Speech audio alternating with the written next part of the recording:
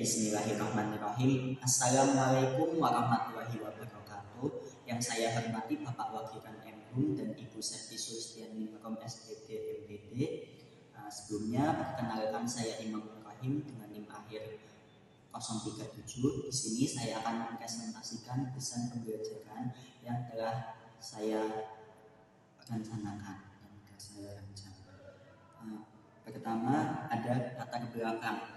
Jadi latar belakang di sini, puisi itu kan merupakan karya sastra yang indah dan padat bentuknya. Apresiasi puisi diperlukan untuk memahami keindahan dan memperdalam maknanya yang melibatkan elemen reseptif berbahasa berupa menyimak.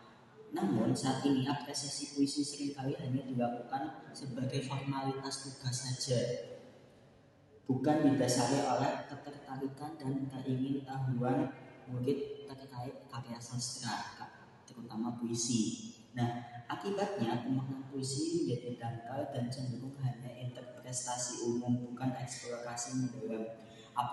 Apresiasi puisi beralih fungsi dari bentuk ketertarikan menjadi sekedar pemenuhan tuntutan tugas belaka. Padahal apresiasi puisi adalah kegiatan menilai dan menghargai karya sastra yang juga melatih kemampuan menyimak secara intensif. Untuk membuat pembelajaran apresiasi puisi lebih interaktif dan inovatif, perlu adanya model pembelajaran yang menyenangkan dan tidak membosankan bagi murid. Salah satu metode yang disarankan dalam desain pembelajaran kali ini yaitu diskusi kelompok, karena dengan diskusi kelompok dapat membuat murid lebih aktif dan interaktif, tidak hanya berpusat pada guru saja. Berikutnya ada tinjauan pustaka. Di sini saya mengambil 5 tinjauan pustaka. Yang pertama ada dari Sulistiani tahun 2021 yang membahas tentang pengaruh media podcast dalam pembelajaran menyimak puisi secara daring. Berikutnya ada artikel dari Panjaitan tahun 2022 mengenai penerapan metode diskusi kelompok dalam pembelajaran menulis teks LHO. Lalu ada Anwar Sani tahun 2023 berupa kajian fonologi dalam pembelajaran puisi untuk pembelajaran yang menarik. Ada Marsyanda, penelitian dari Marsyanda ini membahas mengenai penerapan diskusi kelompok untuk meningkatkan komunikasi murid SMP. Lalu ada penelitian dari Humairah berupa penggunaan media audiovisual dalam pembelajaran bahasa Indonesia di sekolah dasar. Lalu apa sih kebaruan penelitian desain pembelajaran saya kali ini?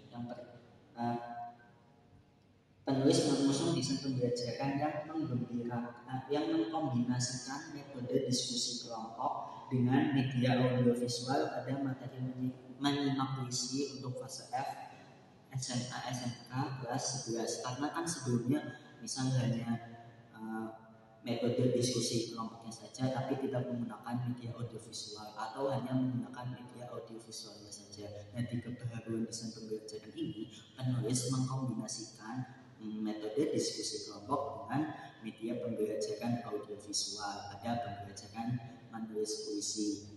Lalu perbedaan dengan penelitian sebelumnya, pertama, meskipun diskusi kelompok sudah pernah diterapkan dalam penelitian sebelumnya, namun belum ada yang fokus pada materi menyimak puisi dengan media yang jelas, khususnya media audiovisual. Lalu yang kedua, meskipun media audiovisual sudah digunakan sebelumnya, namun belum ditunjukkan metode pembelajaran yang digunakan.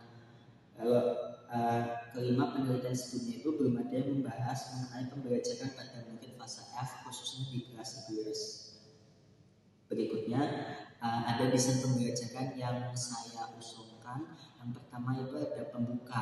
Yang pertama itu pada pembuka ini pertama pendidik membuka kelas dengan mengucap salam pada awal pembelajaran. Kedua, pendidik meminta ketua kelas untuk memimpin pembacaan doa sebelum memulai pembelajaran. Lalu ketiga, pendidik mengecek presensi murid serta mengecek kesiapan murid untuk belajar, mulai dari memanggil dan mempresentasi nama-nama murid, lalu juga menanyakan terkait kesiapan murid dan lain sebagainya. Lalu keempat itu pendidik menjelaskan tujuan pembelajaran yang akan dicapai. Jadi pendidik menjelaskan tujuan dari pembelajaran kali ini itu mau bagaimana seperti itu.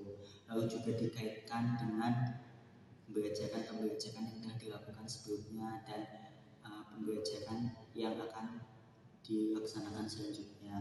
Berikutnya, kelima, pendidik memberikan pertanyaan pemantik terkait puisi. Apa itu puisi, konsep puisi, lalu adakah yang pernah membuat puisi, seperti itu. Berikutnya ada kegiatan inti. Pertama, pendidik menyampaikan video pembacaan puisi berupa pemaparan video pembacaan puisi Aku oleh Melinda Anjelsari pada channel YouTube pribadinya yang dapat diakses melalui link yang ada di makalah desain pembelajaran saya. Berikutnya, pendidik meminta murid menanggapi video pembacaan puisi tersebut. Misal respon murid terkaitnya itu bagaimana, apakah pembacaan puisi tersebut menarik bagi murid tersebut. Lalu ketiga itu ada pendidik menjelaskan materi terkait puisi berupa konsep, jenis-jenis puisi, struktur puisi, dan unsur kebahasaannya. Lalu keempat, pendidik membagi dalam beberapa kelompok untuk melakukan diskusi. Jadi nanti mungkin dibagi ke dalam beberapa kelompok untuk selanjutnya melaksanakan sesi diskusi. Kelima, pendidik menyampaikan video pembelajaran puisi dengan gaya dan penjiwaan yang berbeda dari penyampaian di awal. Nah, ini tuh sebagai bahan diskusi bagi murid tadi. Penayangan video pembacaan puisi Aku, namun oleh Bagas AR pada channel YouTube Sanggar Seni Bagaskara yang dapat diakses videonya melalui makalah yang telah saya buat. Lalu berikutnya, pendidik meminta murid untuk mendiskusikan dan menganalisis pembacaan puisi pada video yang telah disampaikan tadi. Lalu selanjutnya, murid diminta untuk membacakan dan mempresentasikan hasil diskusi di depan kelas. Berikutnya, pendidik membuka sesi tanya jawab terkait hasil diskusi masing-masing kelompok. Baik, selanjutnya ada desain pembelajaran penutup. Pertama, pendidik memberikan apresiasi pada setiap kelompok atas hasil diskusi dan keaktifan pada sesi diskusi tadi, sesi tanya jawab. Lalu kedua, pendidik meminta murid menyimpulkan pembelajaran terkait hal-hal yang telah mereka pahami, seperti itu. Ketiga, pendidik meminta murid merefleksikan pembelajaran, apakah pembelajaran tadi interaktif, menyenangkan, ataukah justru membuat bosan murid-murid. Lalu keempat, murid diminta memberikan saran terkait pembelajaran selanjutnya untuk agar pembelajaran selanjutnya itu lebih interaktif, lebih menarik, lebih menyenangkan, dan tidak membosankan bagi murid. Kelima, pendidik memimpin membaca hamdalah dan doa setelah belajar. Lalu selanjutnya pendidik mengucapkan salam penutup dan mengakhiri kegiatan pembelajaran. Selanjutnya ada kesimpulan dari desain pembelajaran yang telah saya buat. Desain pembelajaran menyimak puisi untuk murid fase F kelas 11 yang diusung oleh saya itu menggunakan metode diskusi kelompok yang dianggap sebagai strategi inovatif dan efektif untuk melatih 1. Kemampuan menyimak, 2. Berpikir kritis dan logis, 3. Kemampuan mengemukakan pendapat dari murid yang disertai dengan bukti yang valid. Ini melatih kemampuan mereka dalam berpikir kritis dan logis tadi. Lalu materi yang diberikan itu berupa definisi puisi, ciri-ciri puisi, jenis-jenis puisi, struktur puisi. Nah, ini diberikan sebagai bekal bagi murid untuk apresiasi puisi. Desain pembelajaran ini menggabungkan